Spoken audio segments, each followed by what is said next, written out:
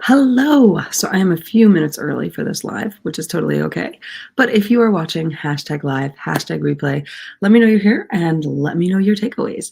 But today we are going to get straight to the point. The point of this today is to discuss the top 3 reasons why you are not losing weight. So let's jump right in. Okay.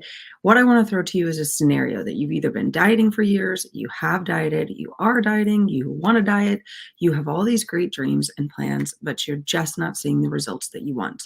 Maybe you're seeing some tiny results or some tiny shifts, but you're just not seeing the results. So, what are the top 3 reasons why you're not? Number one, you don't identify as somebody who's actually skinny. You identify as somebody who's overweight, has to diet, is fat, is having issues with eating. You identify with, I chronically have to diet, I have to remove, I have to restrict, I have to stop myself from eating certain foods. You crazily believe that you are this fat, unhappy person. Okay. I know that's kind of a little bit straightforward, but that's what it is. In your identity, you believe that. That's the same identity as like, I'm American, I'm Catholic, I'm Jewish, I'm Muslim, I'm European, whatever it may be. Okay. So you have identities that are ingrained in you that you've had since you were very, very little. And those identities are playing out in today's day and age. I have thick thighs. I always look this way because my aunt looked this way. Whatever it may be, what you're telling yourself, your identity is holding you back. Your identity is keeping you stuck where you are. And if you don't shift the identity, you won't make it there. So that is key number one. Why is that so important? And why is that number one? Because no mainstream diet out there is teaching you that. Instead, they're like, oh, here you go. Here's your plan. Eat this, not that. Follow this, blah, blah, blah. Okay. Nobody's actually coming to you saying to you, you're going to keep repeating this cycle over and over because you identify as somebody who needs to lose weight or as a chronic dieter or needs to go through these things. So that's key number one. We must shift that in our identity. Unless we tell ourselves we are slim, fit, healthy, we are eating healthy, and we are getting results, you'll never get them. You'll get temporary results, but then when you finally get to the result, you'll sabotage yourself back to where you were before. Okay? All right. The stories we tell ourselves identify as. Wow, yes, totally, right? It's completely exactly what you just said, Hollis. It is completely and utterly true. You are identifying as somebody who is this, so you're going to get more results that look like this. So we must shift out of that. And on that note, if you're watching hashtag live, hashtag replay, feel free to ask any questions. If I don't point them out here, I will always circle back to that, okay? Here's the second reason why we're not actually getting weight loss. The second reason why we're not is because of the fact that we have an emotional attachment to food. Now, many people go, oh, no, that's not me. I don't emotionally eat. I don't emotionally eat at all. I'm not saying you have to be an emotional eater. I'm not saying you have to be like Rachel Hollis in her book, Girl Wash Her Face, where she tells you the story about her bad days where she would literally sit and binge eat Oreos. Okay. That is an excessive emotional eater or potentially a binge eater or something along those lines.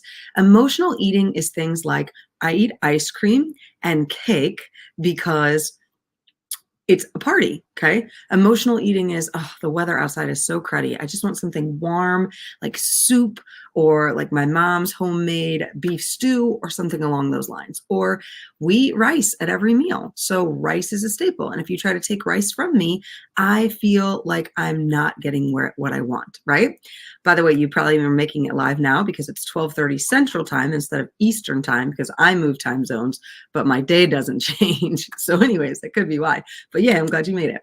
So what I mean by this emotional eating is season change, the temperature change, the act of what you're doing change, something goes wrong in your business change, something goes wrong in your job change, something goes wrong with the kids change, just those little tweaks. And your brain habitually has patterns.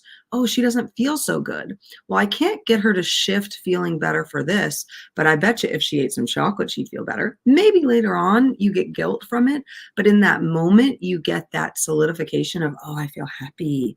This is good. I'm feeling good about myself. So because of that one shift, you will sabotage yourself in your own brain to consume a certain food. Now, to show you the power of that, you've probably all heard the story about when I was in officer development school to join the military.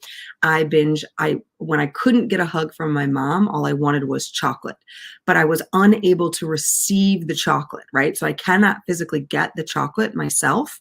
So because I couldn't, And then I figured out the reason why I wanted the chocolate was because I couldn't get the hug. I couldn't get the love and attention from her that I needed, but I also couldn't get the chocolate. 3 days later is when it hit me that it was connected to when I was a child and we would get hurt. It was a kiss, a Band-Aid, and some sort of sweet.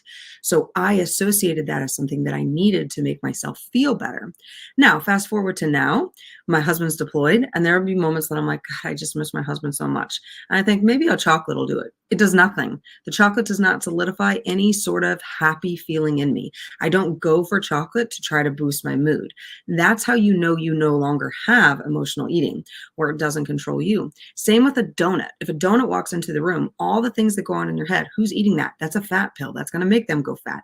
That's going to make it go to their hips. All of those things are power over you. Emotional eating, shame, and guilt, more reasons why you're not seeing results. And the third reason is because when you were in your teens, 20s, and 30s, the diets that you did or are doing are literally destroying your metabolism.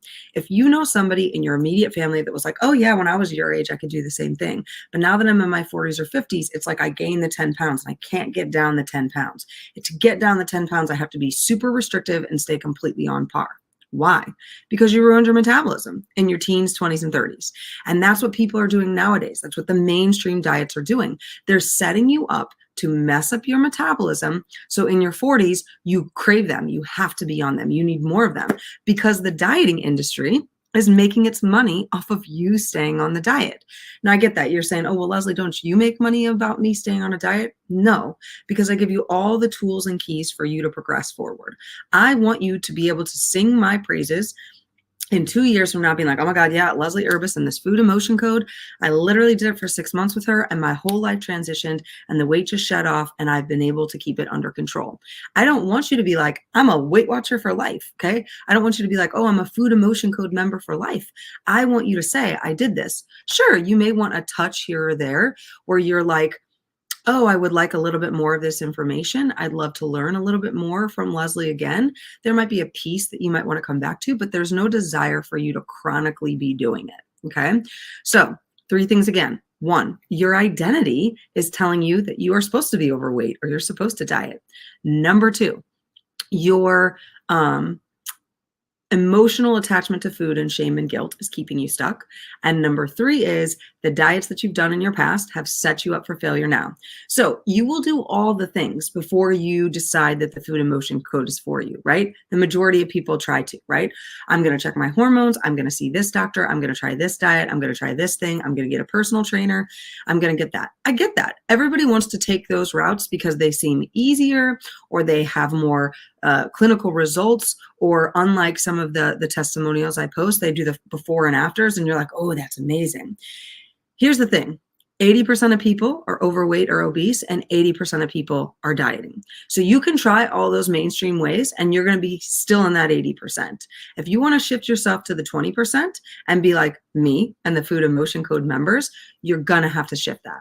Soon you will see a video of a recent training I did with my Food Emotion Code members.